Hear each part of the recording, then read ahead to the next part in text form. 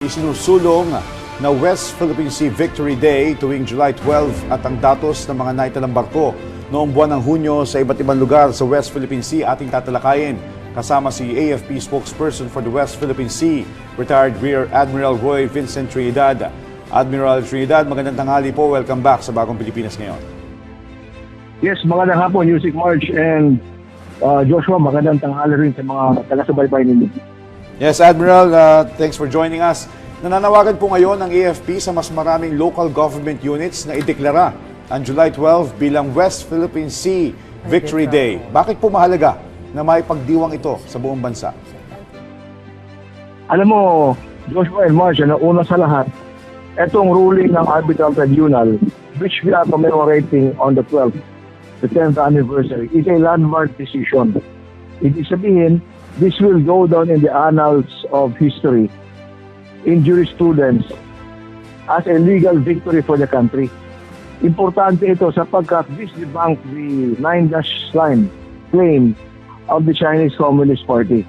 And it upheld our stand na walang visa.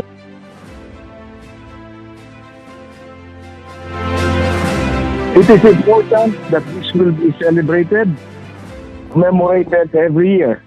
Kaya nga nananawagan tayo sa lahat ng mga LGUs na i-commemorate ito yung Labrador Pangasinan ng Municipality at Cebu City. Hello, Joshua. Alright, can you hear us? Nawawala po kayo sa linya, Admiral? Yes, maliwanag naman kayo. Alright, nagkakaroon lang po ng bahagyang technical problem. Hindi po namin kayo naririnig dito sa aming bahagi. Subukan po namin kayong balikan, Admiral, kung naririnig niyo po kami maya-maya lamang. Okay, sige. Okay. Maganda to, no, Yusek, dahil itong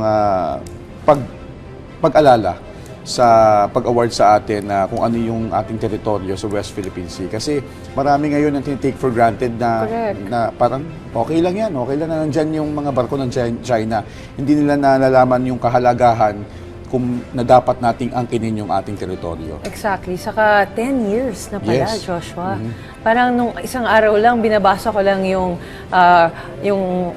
arbitral award na yan, no? Tapos, tuwang-tuwa pa ako nung araw na yun na parang, ayan, finally, na-set na on record na tayo talaga ang may-ari ng West Philippine Sea. At nakaka-proud yan bilang Pinoy na na-recognize yan internationally. And kudos sa kay Defense Secretary Gibo Teodoro na sa ating paninindigan dahil yung minumungkahi nga ng China na magkaroon ng common fishing ground sa Scarborough Shoal, anya parang PR stunt nga lang daw naman talaga ito na talaga namang hindi dapat bigyan ng ganong karapatan ng ibang bansa na mangisda sa ating mga karagatan.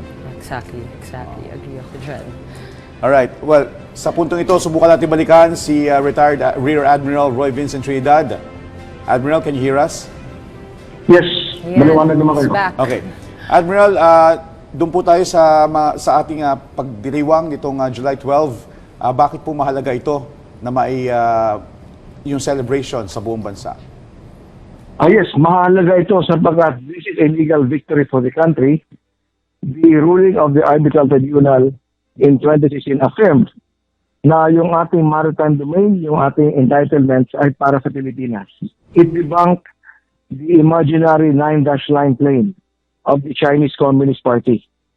And Cebu City and the Municipality of Labrador and Pangasinan have passed resolutions commemorating itong ruling ng Arbitral Tribunal, the 10th anniversary, itong July 12. That's why nabanggit po natin, we are encouraging our LGUs, not only local government units, but pati yung mga non-government organizations, yung mga iba't ibang offices ng gobyerno, to show support for this ruling. I would like to highlight yung atin ito, na maraming ginawang mga activities to commemorate this. Apart from the LGUs, nananawagan din po tayo sa mga NGOs to be one in supporting and commemorating the Arbitral Tribunal ruling. Okay. Sir, since nabanggit niyo na nga po yung mga LGUs, no, may mga LGU ba na nagpatupad na ng West Philippine Sea Victory Day? At ano po ba ang inaasahan ng AFP na magiging epekto nito sa pagpapalawak ng kamalayan at pagmamahal ng mga Pilipino sa ating maritime rights? Yes, we are calling on yung ating mga kababayan sapagkat kung makita po natin yung results ng mga OCTA surveys, mataas ang mga feedback, maganda ang feedback, ang support for the AFP. They understand the issue. They are willing to support the country, to fight for the country. Ito ay mga individuals na lumalabas sa mga surveys. We would also like to encourage yung mga LGUs, the same thing, na maglabas ng mga statements, mga resolutions, calling on them to support and to come out with statements na they support. And they would like to pass, we would like them to pass resolutions to show na iisa tayo yung ating bansa when it comes to commemorating this 10th anniversary ng arbitral tribunal ruling. Okay. Sir, sa pananaw po ng AFP, paano po natin may papakita na nananatiling makabuluhan at may bisa ang arbitral award kahit hindi ito kinikilala ng bansang China? Alam mo, una sa lahat, yung ating pag-perform ng ating mandate, Joshua, tuloy-tuloy yan. Yung Philippine Navy, lalong-lalo na yung mga barko natin, mga eroplano ng Philippine Air Force at the Philippine Navy. So, into the Philippine Army, active, retired at mga reservists natin. Nagpapatuloy yung ating support, yung ating pag-conduct ng mga patrols, yung pag-engage natin ng mga like-minded nations. Kung makita nyo yung ating mga maritime activities sa karagatan ay nagpapatuloy sa himpapawid, yung ating mga exercises ay dumadami ang participants from unilateral, naging bilateral, naging multilateral. So ito ay mga activities ng AFP na nagpapakita na tayo ay magpapatuloy na itaguyod yung ating mga maritime rights and that we are, yung pag-enforce ng arbitral tribunal is done through these activities by the AFP. Okay, sir, isa din po sa mga mungkahi ay ang pagsasagawa ng mga activities sa mga paaralan tuwing July 12 upang maipaliwanag ang kahalagahan ng arbitral ruling. Ano po ba ang reaksyon ng AFP tungkol dito? Yes, meron tayong effort sa ating mga paaralan na ibahagi sa ating mga estudyante ano ang halaga ng una sa lahat ating maritime domain, ano ang nangyayari, anong ginagawa sa atin, and what we are doing. At ano ang ruling ng, ano ibig sabihin ng ruling ng arbitral tribunal. Ito ay ginagawa natin through our engagement with DepEd at sa iba't ibang units ng AFP all over the country. Engaging yung ating mga studentry para malaman nila ang katotohanan.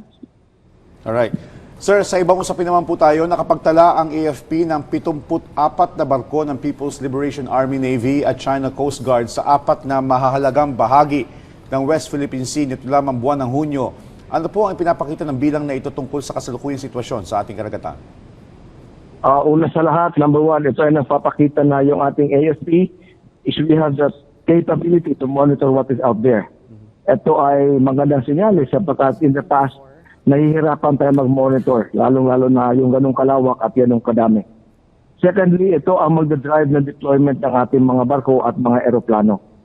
Pangatlo, nagpapakita rin ito na yung illegal presence ng PLA Navy, Chinese Coast Guard at ng Maritime Militia ay naandun pa rin.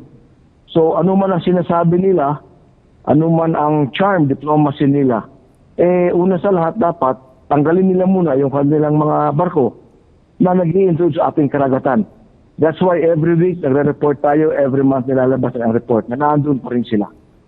Okay. Sir, 74, bagamat mas mababa ito kumpara sa naitala noong Mayo, nananatili pa rin po itong mataas ang presence po ng mga barko ng China, Sir, sa pananaw po ba ng AFP, may ituturing po ba itong isang positive na senyales o nananatili pa rin po ba itong seryosong hamon sa ating seguridad? Yes, seryosong hamon ito. Sapagkat ano man ang sabihin nila, hindi nila tayo malinig lang. They could not say one thing and yet ang reality sa baba ay naandun pa rin ang kanilang barko. Yung sinabi nila na nagbasa na joint undertaking for Baho de Masinloc na maging common fishing ground. Ito ay isang very weak attempt to portray na everything is fine. Everything is not fine sapagkat namomonitoran natin naandun pa yung mga barko nila sa ating maritime domain. Alright.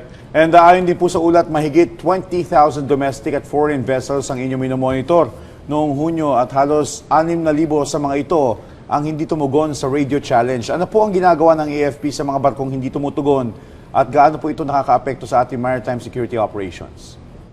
Yes, una sa lahat, Joshua and Yusek March, itong pag-monitor natin sa ating maritime domain, ito ay nagbibigay sa atin ng picture kung ilan ang dumadaan all over the country. So, na-monitor natin for the month of June. 20,000 plus ang dumaan, 20,494. Ang ginagawa ng Navy nito, to include the Coast Guard, we challenge them. Challenging them is a normal procedure. Tinatanong natin anong pangalan, saan papunta, saan galing. Bagamat alam naman natin through your AIS, anong pangalan, saan nakaregister, anong type ng barko, saan galing, saan papunta. We would just like to double check kung ang sinasabi ba nila sa challenge ay consistent sa lumalabas sa ating AIS monitoring. Yung iba doon hindi sumasagot, but majority naman ay sumagot sa atin. Okay. Sir, mensahe niyo na lang po sa ating mga kababayan na nakatutok po sa atin ngayon. Yes, sa ating mga kababayan, yung ating kinocommemorate ngayon is the 10th anniversary of the Arbitral Tribunal ruling. This is a very significant milestone, and it will go down in history as a legal victory for the country. Ito ay nagsasaad na yung ating maritime domain. Yung entitlements yan ay para sa atin. At walang visa ang kinikli ng Chinese Communist Party.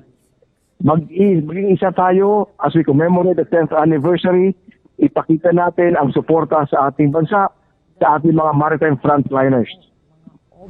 On that note, maraming salamat po sa inyong oras at sa impormasyon. AFP spokesperson for the West Philippine Sea, retired Rear Admiral Roy Vincent Trinidad.